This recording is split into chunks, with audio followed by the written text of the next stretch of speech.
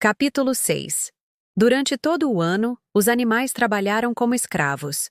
Mas eles eram felizes trabalhando. Não se opunham a fazer nenhum esforço ou sacrifício, conscientes de que tudo o que faziam era em benefício próprio e daqueles de sua espécie que ainda nasceriam, e não em benefício de um bando de seres humanos ociosos e ladrões. Durante a primavera e o verão, eles trabalharam 60 horas por semana, e em agosto Napoleão anunciou que trabalhariam também nas tardes de domingo. Este trabalho era estritamente voluntário, mas qualquer animal que se ausentasse teria sua ração reduzida pela metade. Mesmo assim, precisaram abrir mão de certas tarefas. A colheita não foi tão bem sucedida quanto no ano anterior. E 2 campos que deveriam ter sido semeados com raízes no início do verão não foram porque a terra não fora arada a tempo. Já dava para prever que o inverno seria bem difícil. O moinho de vento apresentou muitas dificuldades inesperadas. Havia uma boa pedreira de calcário na fazenda, e tinham encontrado muita areia e cimento em um dos galpões, de modo que todos os materiais para a construção estavam à mão. Mas o problema que os animais não conseguiam resolver a princípio era como quebrar a pedra em pedaços de tamanho adequado. Não parecia haver maneira de fazer isso, exceto com picaretas e pés de cabra, que nenhum animal conseguia usar, pois nenhum animal ficava de pé em suas patas traseiras. Foi somente depois de semanas de esforço em vão que uma boa ideia ocorreu a alguém: usar a força da gravidade. Grandes rochas, grandes demais para serem usadas como eram, estavam espalhadas por todo o leito da pedreira. Os animais amarravam cordas ao redor delas e então puxavam com uma lentidão desesperadora, todos juntos, vacas, cavalos, ovelhas e qualquer outro animal que pudesse segurar a corda. Até mesmo os porcos se juntavam em momentos críticos. Até o topo da pedreira, de onde as pedras eram derrubadas para se despedaçarem em pedaços menores abaixo. Transportar a pedra depois de quebrada era relativamente simples. Os cavalos as carregavam em carroças. As ovelhas arrastavam uma por uma. E até mesmo Muriel e Benjamim usavam uma charrete velha e faziam sua parte. Até o final do verão, acumularam um estoque suficiente de pedras, e então a construção começou, sob a supervisão dos porcos. Mas foi um processo lento e laborioso. Frequentemente era necessário um dia inteiro de esforço exaustivo para conseguirem arrastar uma única pedra até o topo da pedreira. E nem sempre elas quebravam quando caíam. Eles nunca teriam conseguido sem o Golias, cuja força parecia igual à de todos os outros animais juntos. Quando as pedras começaram a escorregar em costa abaixo e os animais gritavam desesperados ao se verem arrastados pela colina, era sempre ele que fazia força para segurar a corda e conseguia parar a pedra. Vê-lo trabalhar na encosta, subindo, de pouco a pouco, com a respiração rápida, as pontas de seus cascos o segurando no chão e seus grandes flancos cheios de suor, deixava todos admirados. Esperança o advertiu algumas vezes para não se esforçar demais, mas Golias nunca a ouvia. Seus 2 lemas, "Vou trabalhar mais" e Napoleão está sempre certo, pareciam-lhe uma resposta suficiente para todos os problemas. Tinha feito arranjos com o galo para ser acordado 3/4 de hora mais cedo de manhã, ao invés de meia hora. E em seus momentos de lazer, tão raros hoje em dia, ele ia sozinho à pedreira, recolhia um carregamento de pedras quebradas e arrastava até o local de construção do moinho sem nenhuma ajuda. O verão não foi tão ruim assim para os animais, apesar do trabalho duro.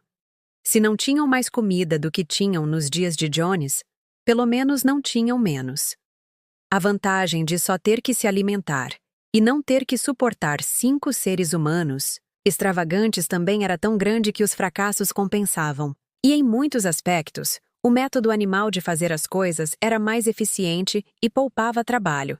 Trabalhos como capinar, por exemplo, podiam ser feitos com uma minuciosidade impossível para os seres humanos. E novamente, como nenhum animal roubava, agora, era desnecessário cercar o pasto da terra arável, o que poupava muito trabalho na manutenção de cercas e portões. No entanto, com o passar do verão, A escassez imprevista de algumas coisas começaram a ser percebidas. Havia necessidade de óleo de parafina, pregos, cordel, biscoitos para cães e ferraduras para os cavalos, todos itens que não poderiam ser produzidos na fazenda. Mais tarde haveria também necessidade de sementes e adubos artificiais, além de várias ferramentas e, finalmente, a maquinaria para o moinho de vento. Como estas seriam adquiridas, ninguém conseguia imaginar. Numa manhã de domingo, quando os animais se reuniram para receber suas instruções, Napoleão anunciou que havia adotado uma nova política. A partir de agora, a fazenda dos animais se dedicaria ao comércio com as fazendas vizinhas. Não, é claro, para qualquer propósito comercial, mas simplesmente para obter certos materiais que eram urgentemente necessários. As necessidades do moinho de vento devem se sobrepor a tudo o resto, disse ele. Ele estava, portanto, tomando providências para vender uma pilha de feno e parte da safra de trigo do ano corrente, e mais tarde, se mais dinheiro fosse necessário, eles teriam que vender ovos, sempre muito requisitados em Willingdon. As galinhas, disse Napoleão, deveriam acolher este sacrifício como sua própria contribuição especial para a construção do moinho de vento. Mais uma vez, os animais estavam conscientes de um vago mal-estar. Não tratar com seres humanos, não fazer comércio, não usar dinheiro, não foram estas as primeiras resoluções aprovadas naquela reunião triunfante depois da expulsão de Jones? Todos os animais se lembravam de ter aprovado tais resoluções, ou pelo menos pensavam que se lembravam disso. Os 4 jovens porcos que haviam protestado quando Napoleão aboliu as reuniões levantaram timidamente suas vozes, mas foram prontamente silenciados por um tremendo rosnado dos cães. Então, como de costume, as ovelhas gritaram: 4 patas bom, 2 patas ruim. E o constrangimento momentâneo foi suavizado. Finalmente, Napoleão levantou sua pata para pedir silêncio e anunciou que já havia feito todos os arranjos. Não haveria necessidade dos animais entrarem em contato com seres humanos, o que seria claramente indesejável. Ele pretendia assumir todo o fardo sobre seus próprios ombros. Um tal de Sr. Whymper, um advogado residente em Willingdon, tinha concordado em agir como intermediário entre a fazenda dos animais e o mundo exterior, e visitaria a fazenda toda segunda-feira de manhã para receber suas instruções. Napoleão terminou seu discurso com seu habitual grito de "Viva a fazenda dos animais!" E após o canto de Animais da Inglaterra, os animais foram dispensados. Em seguida, Berro fez uma ronda na fazenda e acalmou a mente dos animais. Ele lhes assegurou que a resolução contra o comércio e o uso de dinheiro nunca havia sido aprovada, ou mesmo sugerida. Era pura imaginação, provavelmente originada nas mentiras circuladas por Bola de Neve. Alguns animais ainda se sentiam um pouco duvidosos, mas Berro lhes perguntou com astúcia: "Vocês têm certeza de que isto não é algo que vocês sonharam, camaradas? Vocês têm algum registro de tal resolução? Está escrito em algum lugar?" E como certamente era verdade que nada do tipo existia por escrito, os animais estavam satisfeitos com a explicação que tinham se equivocado. Toda segunda-feira, o Sr. Whymper visitava a fazenda como havia sido combinado.